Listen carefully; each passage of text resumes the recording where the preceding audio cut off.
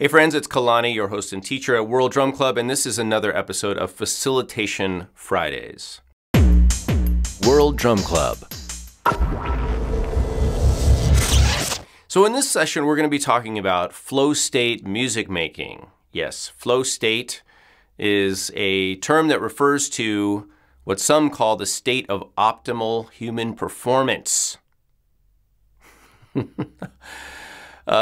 There's different ways you can think about it, but basically, flow state is related to facilitation in a few ways, and I'll talk about those in a minute. In the book, The Way of Music, Creating Sound Connections in Music Therapy, I talk about states of play. In fact, there's a chapter starting on 142 called States of Play, and the first thing in here is called flow state music making, and that's actually a term that I coined because I was interested in this idea of flow.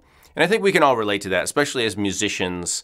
Flow it's been described different ways, but it's been described as kind of a place or state that you can reach where the world kind of dissolves around you and you enter into a environment where you're engaged, you're kind of hyper sensitized, you're completely enraptured and focused, and you are achieving perhaps new skills, a new level of performance, and you're doing something, and the newness is part of the equation. So you're involved in an activity, you're pushing your boundaries, you're doing something novel or new, or you're having some sort of experience or you're experiencing a level of performance that you haven't reached so far.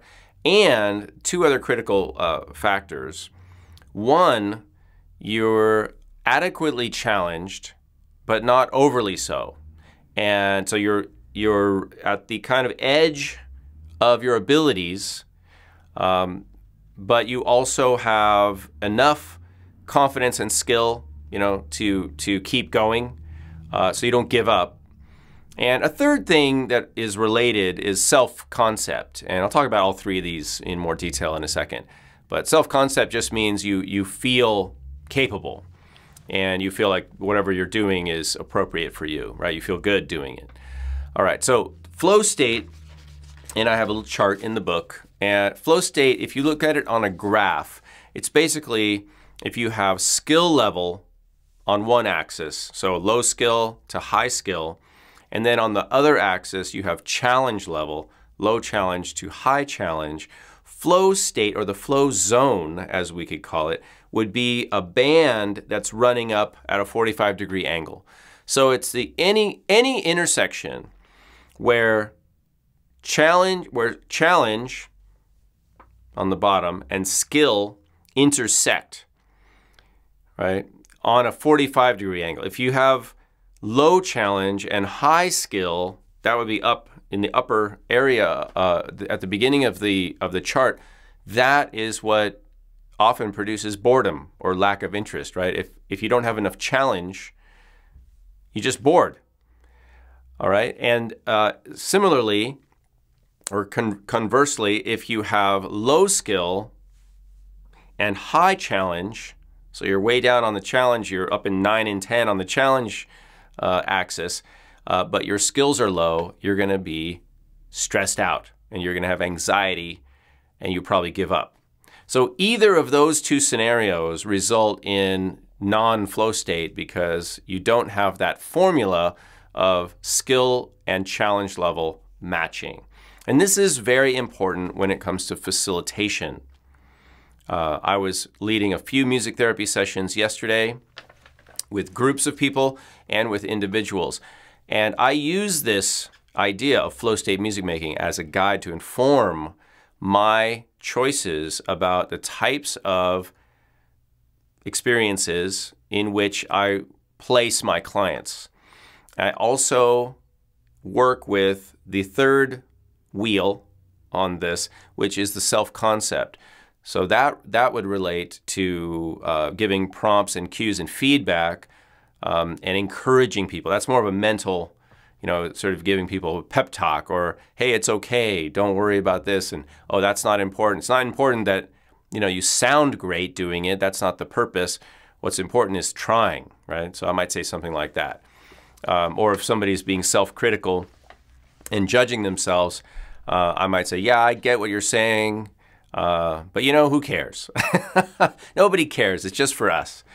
All right. Or saying little things like that to encourage people. So we're working with challenge. So you as a facilitator and it doesn't matter if you're a teacher or you're a coach, you're facilitating recreational experiences, or you're a therapist of some sort, or whatever. Any job you do, when you're working with another person or a group of people, it's really important to monitor their challenge level and make sure that they're not over-challenged, but also make sure they're not under-challenged, all right? If they're meeting a challenge and then they become over-skilled, or underskilled, they're underskilled, you can work with skill level by giving information, right? That's when you could impart some teaching. But facilitation and teaching are different. Right? Facilitation is really more the art of working with somebody's skills in the moment to make sure that they're engaged, that they're having fun, but that they're also challenged. And when you have fun and you're challenged adequately and you're engaged, that's the flow zone. And if that is true, that it's the state of optimal human performance, then wouldn't we all want to be in that zone? Or wouldn't we all want our clients to be in that zone?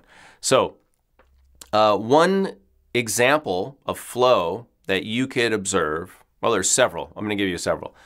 One is you can watch children play. Just observe children playing. Children are experts at finding a flow zone. And if you watch children play, you'll notice that they are constantly changing what they're doing because they are self-regulating challenge. And sometimes skills, but usually we play with the skills we have, right? We're not practicing something so we can go play. We just go play. But their children are constantly adopting challenge and discarding things that maybe are too challenging, that aren't working for them. So that's a great lesson. Just watch children play. You can also watch an athlete practicing or even performing, but perhaps practicing, or a musician. Something I do as a musician is I want to challenge myself, but to a degree that works for me. And when I'm challenged at the right level, that means I'm right where I'm pushing my boundaries. Think about a surfer for a second.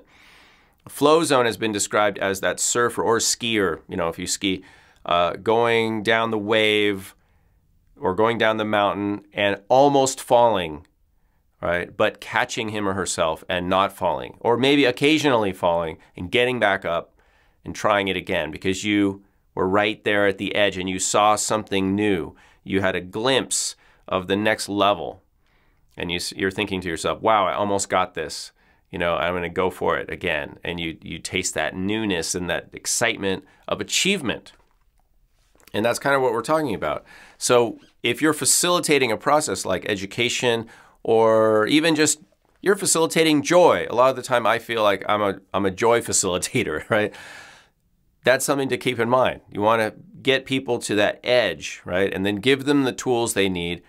And that's something that you would decide based on who's there, what's happening, what their skills are, what the situation is. There's no formula for facilitation. I want to just get on a soapbox for a second about this idea of facilitation as a protocol, right? Or a routine, like I'm going to just run people through this formula. That's not facilitating.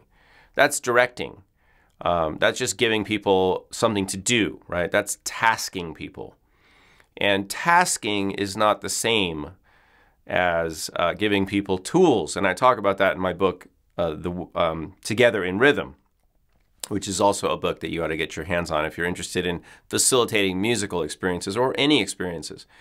But there's a big difference between just, telling people what to do, running people through some sort of routine or protocol that doesn't allow for personalization, customization. It doesn't allow for different skill levels or exploration or improvisation.